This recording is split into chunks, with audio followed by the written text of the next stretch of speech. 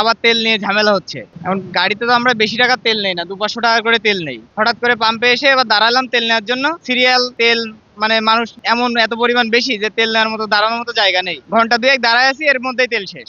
আসলেই কি পাম্পে এত তাড়াতাড়ি তেল শেষ হয় কখনো? এরা সব সিন্ডিকেট করে আবার তেলের দাম বাড়ানোর জন্য এই আবার আগের মতো শুরু করে দিছে। এরা তেল দিচ্ছে না ইচ্ছে করেই। এই 2 ঘন্টা পরে এখন দাঁড়ায় থেকে থেকে এখন বলতে তেল নাই। এই ফিরে চলে যাচ্ছি।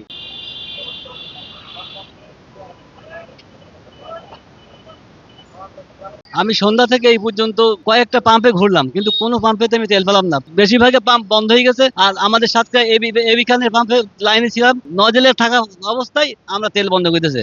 জানি না এই অবস্থা কতদিন যাবে। আর আমরা যেহেতু ভাড়া চালাই খাই, আমাদের দিন চলে এভাবে। আমাদের সরকার কাছে আকুল আবেদন, এর থেকে আমরা পরিত্রাণ পাই যেন, ইনশাল্লাহ।